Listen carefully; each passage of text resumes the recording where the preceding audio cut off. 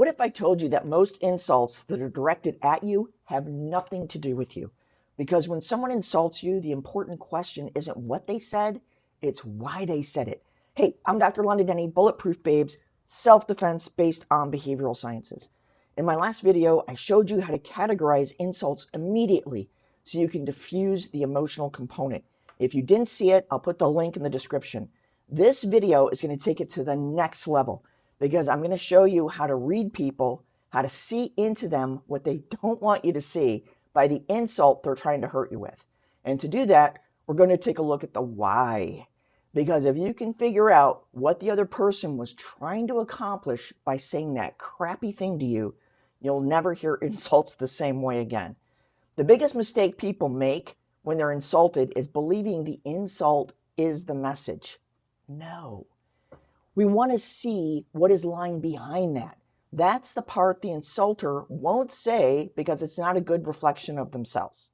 The moment you stop asking, why did they say that, and start asking, what were they trying to accomplish, everything magically changes.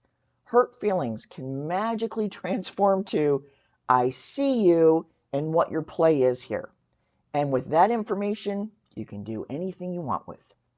Okay, so let's look at the 3 most common reasons someone will insult you. 1, this is the biggest one, to gain power or control. So if you're in a gathering of people, like at work, or you're hanging out with a group of friends, and you get some random put down, they're trying to establish a pecking order and increase their position within the group. This scenario is equally common with men as it is with women. And I've actually had this happen to me when I was at my friend's wedding reception. Now, she's an attorney from a prominent family here in San Francisco. And as I'm standing there with my little glass of champagne, talking with the bride, another one walks up and the bride introduces us.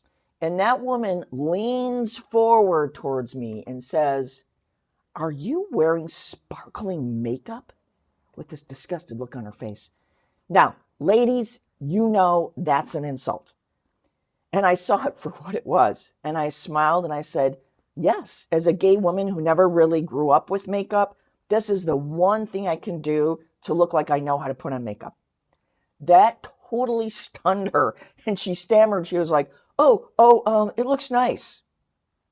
Now, one-on-one, somebody throws out an insult at you, it's going to be about establishing dominance. Narcissists, manipulators, and predators often start with small insults to see if you will tolerate disrespect. They understand that if they can control your emotions, then they can control you.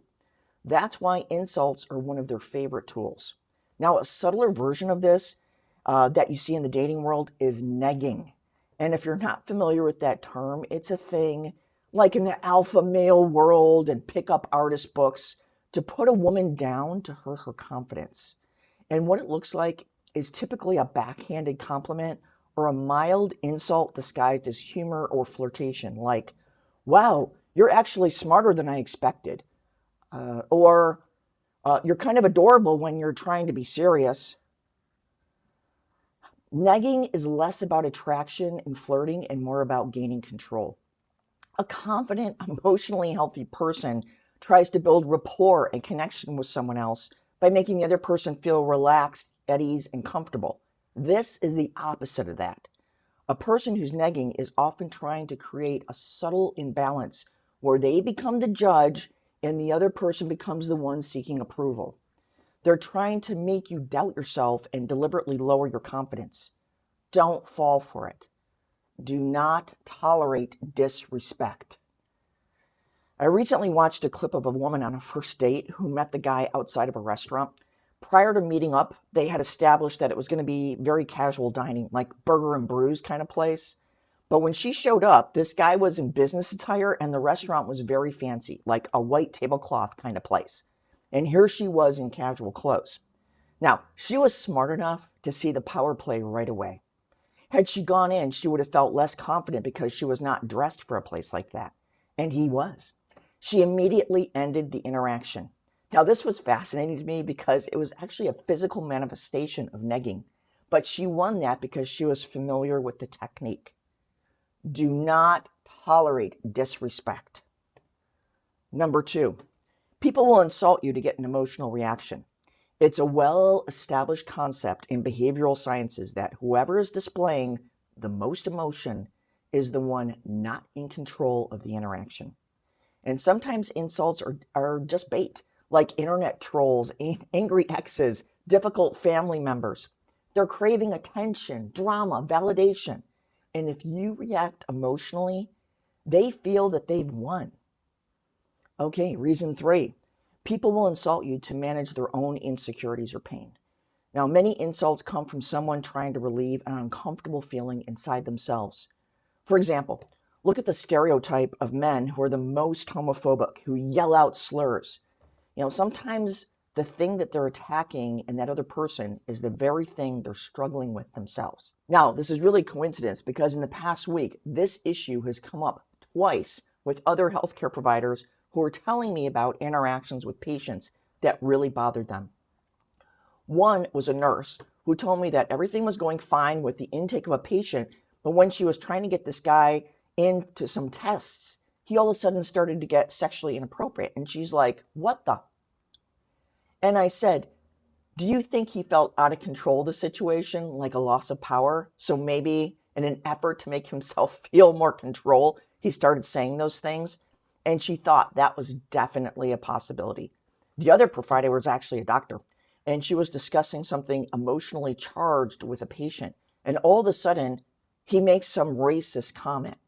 And by the way, this actually wasn't a black and white thing. They were actually both different races. And I mentioned the same concept to her.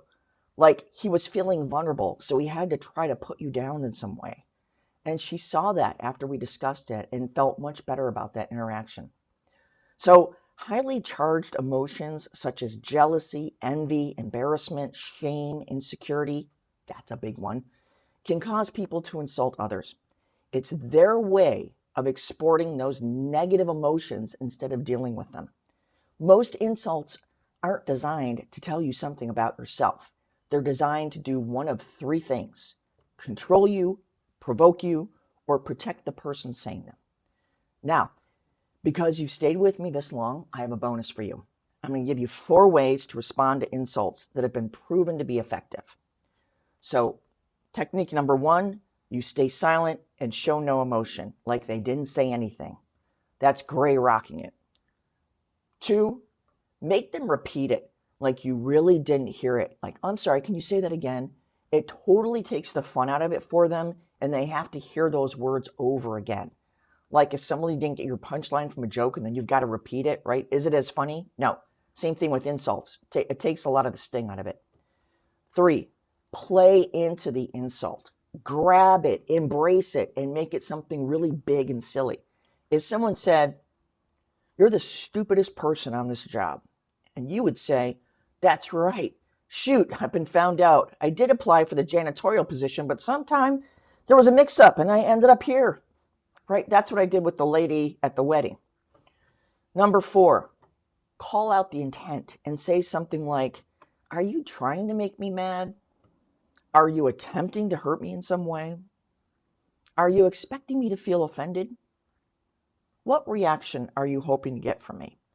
So depending on the insult and what your relationship is with that person, saying one of these things will work.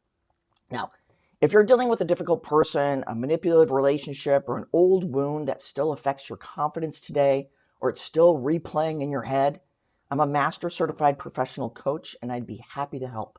Sometimes all it takes is 1 session. You'll find the link below to contact me. I hope that helps, and I'll see you soon.